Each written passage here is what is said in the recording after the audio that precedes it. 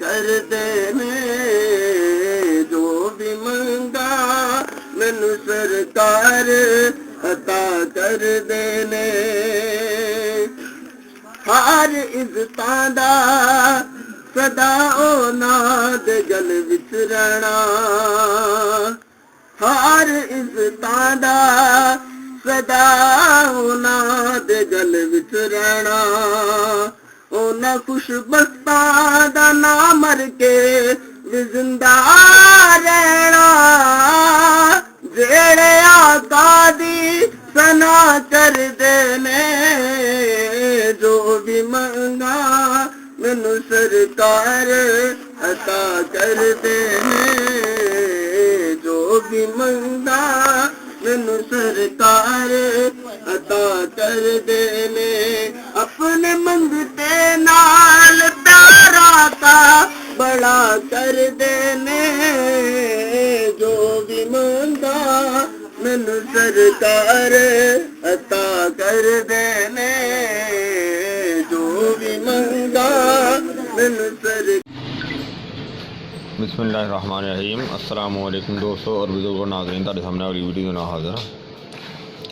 आज जी तुम वीडियो देख रहे हो सिर्फ और सिर्फ लेडीज़ हज़रात के लिए।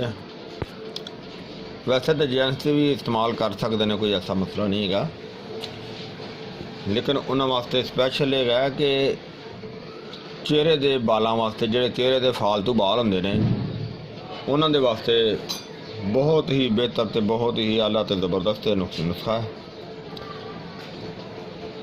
और इनका इस्तेमाल इस तरह है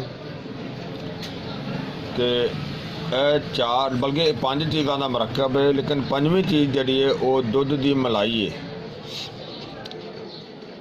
दुध की मलाई जी है वो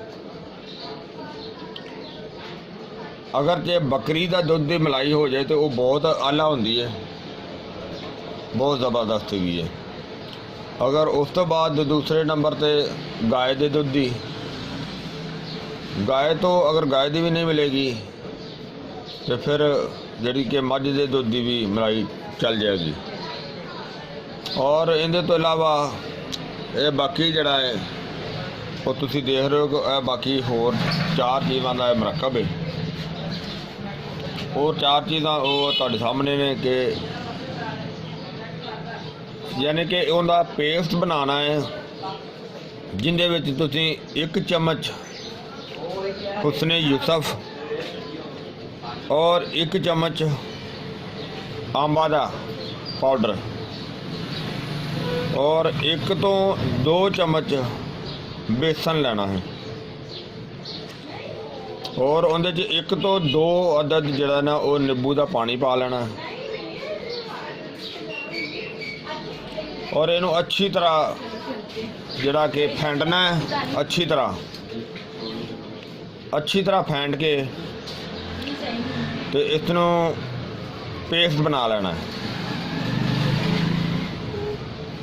और इस दे नाल बालों का भी खात्मा होएगा और इस तो इलावा रंगत दे विच बहुत ही बेहतरी आएगी। बहुत ही ज़बरदस्त अच्छा ज़बरदस्त टिप्स है। यानी कि ये एक बहुत मशहूर एक बीबी सी पार्लर वाली, उन्होंने ये अजमूदा चीज़ है। हालांकि पार्लर वालियां जड़ियां होंदियां ने बीबियां वो दसदियां नहीं है ना, लेकिन मैनू एक कश्मीर तो बार बार एक बंदे ने इस चीज़ का क्या कि जरा ना कि चेहरे के बालों वास्ते जरा ना वो नुस्खा जरा ना वो होना चाहिए है। तो वो एक टिप्स जरा तुहाडे सामने वो तुहानूं दे दिता है। और इनका जदों बनाना है पेस्ट बना के तो उन्होंने लेप कर देना जिथे जिथे ज़्यादा बाल उतारन का ख्याल होए, यानी कि खासकर चेहरे के बाल। और इसनों लेप करना है और लेप करके इनू कम अज कम 10 तो 15 मिनट लगा रहे। उस तो बाद जरा ना उन्होंने उतार लेना है और इंशाल्लाह बहुत अच्छा रिजल्ट होएगा। हुण तुहानूं दूसरा टिप्स दसने हाँ जी, इन्हों हम साइड से कर देने। यह दूसरा टिप्स अजा तुम देख रहे हो, इहदे विच 3 आइटमां ने जिहड़ियां कि एक अनबुझा, दूसरा वर्की और तीसरा अंडे की सफेदी जिहड़ी ना वो शामिल करनी है। और इसकी इन्नी को रगड़ाई करनी है कि ये सुरमे की तरह हो जाए। ये अलहदा अलहदा दोनों चीज़ां सुरमे की तरह बारीक होनी चाहिए ने। और ये अंडे की सफेदी विच उन्नी ही शामिल करनी है जिंदे नाल उनका पेस्ट अच्छा बन जाए। और पेस्ट बना के ते ओ जिथे वो लूम वाल होणगे ना, लूम वाल यानी कि ये मोटे वाल ख़त्म नहीं इहदे नाल होणगे, इहदे नाल सिर्फ लूम वाल जिहड़े ना वो ख़त्म होणगे, यानी कि नरम वाल जिहड़े हुंदे ने। और ये बेहतरीन जड़ा ही ज़बरदस्त है। और इनू लगाना है ज़्यादा देर, जिहड़ा कि पहले टिप्स तुहानूं दस्सिया है वो तो ज़्यादा देर भी लग जाए उनका नुकसान नहीं है, पर यह जड़ा ना ये उस तो बहुत ही ज़्यादा तेज़ है। और इसनों ज़्यादा तो ज़्यादा 10 मिनट लगाना है। 10 मिनट तो बाद बिल्कुल नहीं लगाना, क्योंकि 10 मिनट तो ज़्यादा लगाने दे नाल जड़ा ना जिल्द खराब हो सकती है। इस वजह तो कि 10 मिनट तो ज़्यादा नहीं लगाना। तो ये जड़े टिप्स है ये भी बहुत ही अच्छा, तो बहुत ही जानी कि एक अनोखा भी है तो बड़ा आला भी है। तो इनकी रगड़ाई जी तुहानूं मैं दस दियां कि यह जड़ा वर्की है इनकी रगड़ाई कम अज़ कम जड़ा ना 1 हफ्ता रगड़ाई होनी चाहिए है, कि जड़ा कि जिन्नी ज़्यादा रगड़ाई होएगी उन्नी जड़ी ना वो चेहरे की खूबसूरती मिलेगी। और जड़ा अनबुझा इनकी भी जड़ी ना बिल्कुल इस तरह ही रगड़ाई होनी चाहिए है कि इनू भी मिसल सुरमे की तरह ही बनाना चाहिए। और उस तो बाद इन्हों अलहदा अलहदा रगड़ के तो इस तो बाद अंडा जड़ा ना अगर देसी मिलेगा तो ज़्यादा अच्छा है, लेकिन मेरे को फिलहाल जड़ा ना वो फार्मी सी। तो ये अंडे नूं तोड़ के अंडे की जर्दी नहीं इस्तेमाल करनी, अंडे की खाली सफेदी जड़ी ना वो इस्तेमाल करनी है। सफेदी दे विच ही पेस्ट बनाना है, सफेदी ही इस्तेमाल करनी है। और इनू फिर मैं दोबारा तुहानूं इस चीज़ नूं दसदा जावां कि इनू 10 मिनट तो ज़्यादा जड़ा ना वो नहीं इस्तेमाल करना।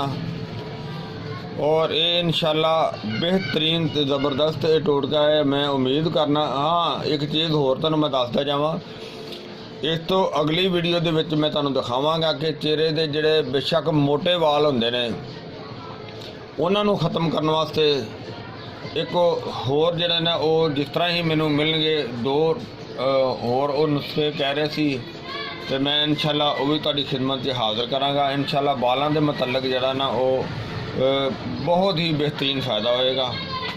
और जिस तरह ही मैनू वो दूसरे नुस्खे भी मिलणगे मैं वो भी तुहाडी खिदमत च शामिल करांगा।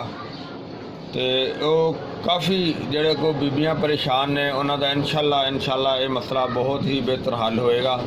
और जिहड़े दोस्त साडे एक आज़ाद कश्मीर दे ने जिन्होंने बार बार इस चीज़ का मतलब किया कि सानू इस किस्म की वीडियो बना के दिओ, तो यह तुसीं बना के तो इस्तेमाल कर सकते हो। अगर किसी को नहीं बनेगा तो फिर दसना उन्होंने भी हल कुछ ना कुछ करांगे इंशाअल्लाह। मैं उम्मीद करना कि मेरे दोस्तों भरावां सारिਆਂ ਨੂੰ ये वीडियो पसंद आई होगी। इन्हों तुसीं लाइक करो, शेयर करो, सबसक्राइब करना बिल्कुल नहीं भूलना। इंशाअल्लाह अगली वीडियो के नाल फिर मिलांगे। इजाज़त, अल्लाह हाफिज़, अस्सलामु अलैकुम वरहमतुल्लाहि वबरकातुहू।